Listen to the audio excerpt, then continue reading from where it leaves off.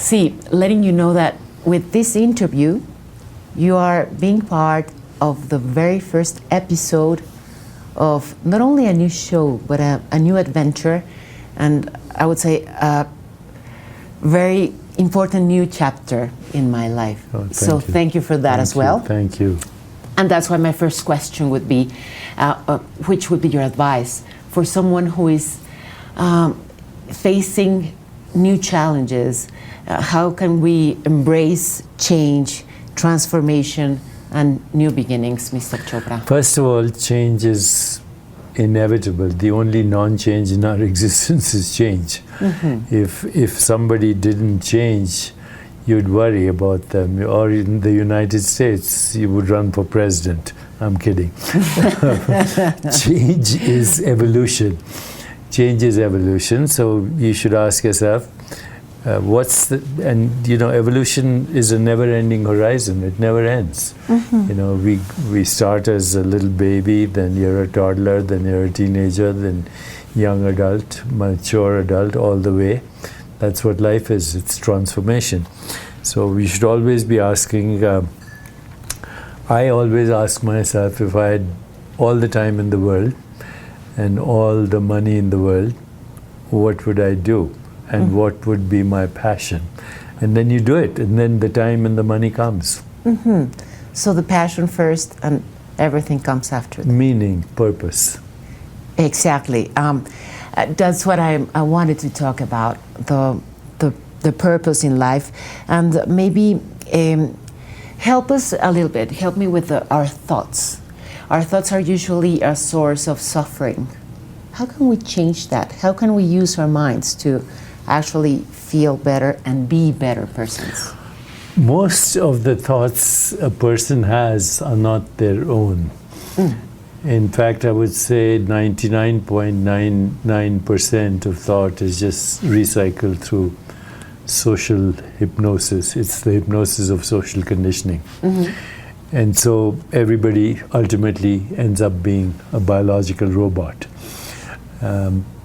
Thoughts, when they rise out of originality, come from a place of stillness. So the more you cultivate stillness through meditation, through mindfulness, through reflective inquiry, if you ask yourself, who am I, what do I want, what's my purpose, what am I grateful for, then the right thoughts come. Otherwise, it's just what media is telling you, your parents are telling you, society is telling you. There's no freedom in those kinds of thoughts. And being biological robots, sometimes we don't care. There's people who are suffering, and the source is not their minds. They have a very hard context to deal with. They're, maybe suffering war, or they're immigrants, or they have illnesses. How can they use their mind and stillness to heal that or fix that? When we say people are suffering because of war, because of immigration, because of whatever we put out there, it's actually an extension of collective consciousness. Collective consciousness creates wars, right? Who creates wars? We create war. It doesn't happen by itself. Who creates financial crises? We do. So the fact is, if somebody is in extreme suffering right now, which is happening in Ukraine, which is happening in Gaza, which is happening in Afghanistan, which is happening everywhere, it is because society is living at a level of survival. And survival happens when there is extreme social injustice, where there's lack of originality, where people are not in touch with ourselves, and this has been recycling for thousands of years. So, we think this is a crisis. You look at history. Humanity has never been at peace.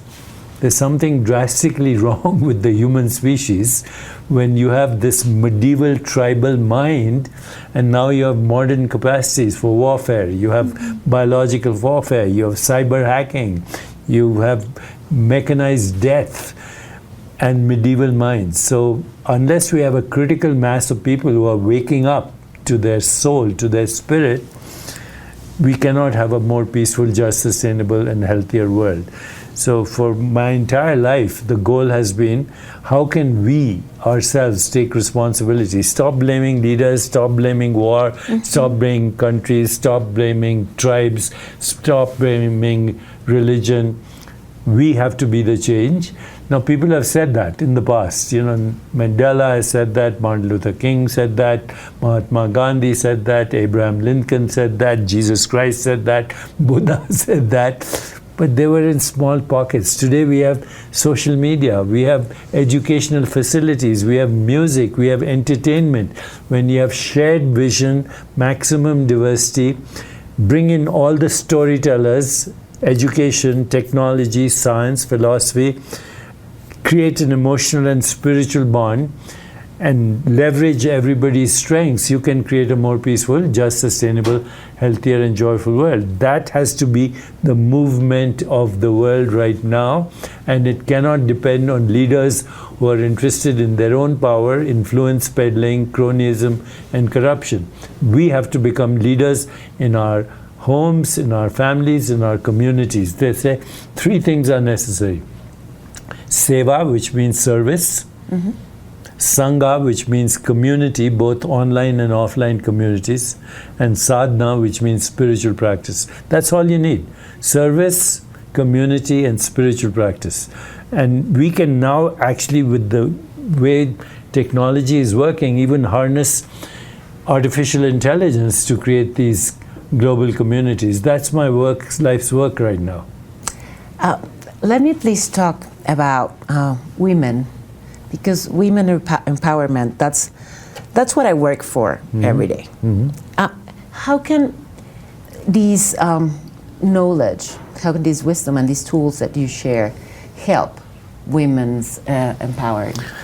Well, it's time that now women should be the future leaders, because, you know, the predatory masculine energy was very useful when we were hunter-gatherers. You had to go kill food, bring home, etc. But that kind of energy will lead to our extinction right now. So we need to invoke the divine feminine, as they call, divine power, divine healing, beauty, intuition, nurturing, tenderness, taking care of nature. These are all feminine attributes, and we have to harness them, not only for women, but for men. Men have to harness the feminine in their own lives too. There's more and more women leading corporations, institutions, even countries. Do you find this different kind of leadership among them? I think it is emerging slowly, but unfortunately a lot of women have to compete with the masculine predatory energy, so they think they have to be like that. They don't. How do we have to be? As you mentioned before, we have to be as you mentioned before. The true feminine energy, you know, they're in the archetypes. You look at the Greek archetypes, Hera, power, Aphrodite, love and sexuality and beauty, Artemis, connection with nature, Hestia, the homemaker, Persephone, the healer. These are all part of our spiritual inheritance, and we need to invoke our spiritual inheritance. It's global.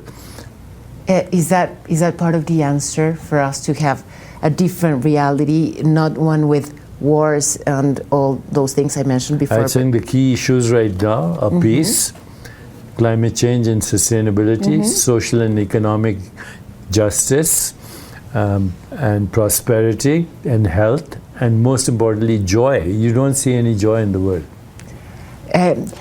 Let me talk, or let me ask you about the mystery of mysteries. Of course, to ask you about God, well, we first need to go and read, of course, your books, which I've done. And I'm not going to ask you if God is an illusion or why God is laughing. But I would love to know if there's something new or different for you to say about God? Something that you've learned? God is our highest instinct to know ourselves. Because if you took away every human construct, then only thing left is God. God is infinite possibilities, infinite creativity, infinite love, infinite compassion, infinite joy. God is not in space-time. God is also the loss of the fear of death. So that's the spiritual experience, to discover your own identity as being infinite, because that's who we are. At the core of our being, we are infinite beings. And then as we discover that, we find spontaneous emergence of what people call truth, goodness, beauty, harmony, love, compassion, joy, equanimity. And we realize that birth and death are human constructs based on false identity, based on provisional identity. We identify with the body, we identify with the mind, we identify with our personality, all of which are human constructs. Beyond all that is the divine, and each of us is the divine. Just as a drop in the ocean is not just the drop in the ocean, it's also the ocean in the drop.